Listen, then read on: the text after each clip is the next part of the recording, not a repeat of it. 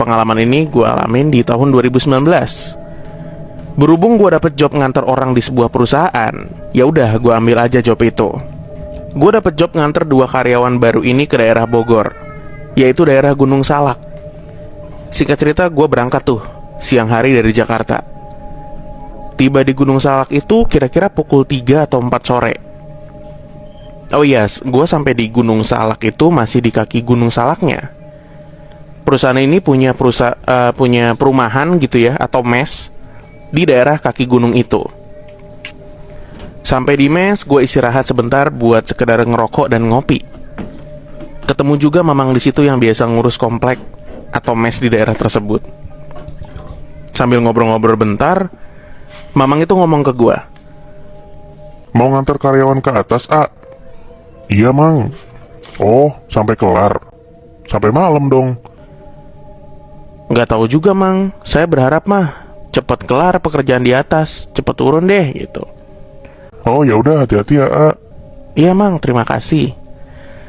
Oke lah, kelar ngerokok, ngopi, ngobrol sebentar, gue lanjut lagi tuh jalan nganter karyawan 2 orang itu dengan mobil. Gue nganter mereka tuh sampai atas Gunung Salak. Yang belum tahu kenapa gue bisa antar mereka sampai atas gunung pakai mobil, gue jelasin dulu ya. Perusahaan ini tuh punya jalur pribadi khusus sampai atas Gunung Salak. Kalau yang belum tahu, jalur ini juga pernah dipakai buat evakuasi korban pesawat Sukhoi yang nabrak Gunung Salak waktu itu.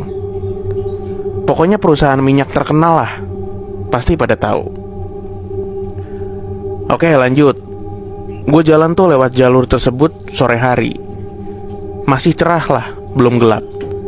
Di sepanjang jalur itu, di pinggir jalannya tuh terpasang pipa minyak besar sampai atas gunung. Pemandangannya juga enak banget.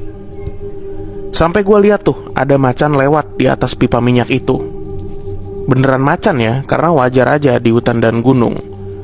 Macan yang hitam, mungkin macan kumbang. Singkat cerita, gue sampai tuh di atas Gunung Salak nurunin karyawan itu.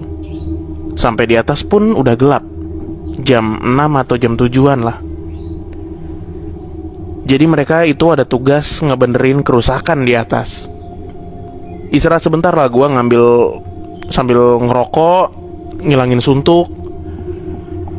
Gue nungguin rada lama nih, sekitaran 2 jam. 2 jam gak kelar-kelar juga. Akhirnya gue samperin mereka. Gue tanya, "Belum kelar, Mas?" "Belum, Mas. Ini kayaknya bakalan kelar sampai besok nih. Mas turun duluan gak apa-apa kok. Kalau nanti udah kelar, kita suruh mamang jemput juga gak apa-apa." "Oh, ya udah Mas, kalau gitu." Oke lah, persiapan mau turun nih gue. Sebelum turun, gue masih nyebat nih. Sambil ngenikmatin rokok, gue sadar, wah anjir, ini malam Jumat ya. Masa gue turun gunung sendirian gelap-gelap, malam Jumat lagi. Di situ gue mulai agak parno. Gue inisiatif nyari orang buat turun gunung. Ketemulah gue sama orang karyawan PLN lagi benerin kerusakan juga di atas gunung ini. Mereka ada 5 orang. Gue inisiatif nyamperin sekedar pengen ngajak turun bareng. Gue samperin lah mereka. "Permisi Mas, belum kelar kerjanya?" "Belum Mas, besok mungkin. Mas nganter karyawan Teflon gitu." Teflon ini nama perusahaan minyak yang karyawannya gue anter ya. Jadi gue sebut aja nama perusahaannya Teflon. "Oh gitu Mas, rencananya saya mau ngajak bareng turun kalau emang udah kelar." "Ya udah Mas, makasih ya." Gue jawab tuh sambil jengkel sebenarnya, karena gue turun sendirian, gak ada teman.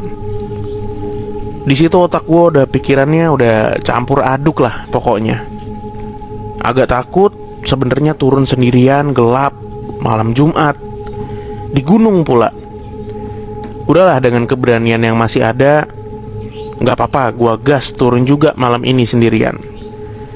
Gue nyalain tuh mobil, ngelewatin jalur yang gue ceritain tadi. Sumpah ya, gelap banget ini kondisi malamnya. Jadi cuma sorotan lampu mobil gua doang di jalan. 20 menit berlalu, gua masih di jalur itu. Masih aman nih.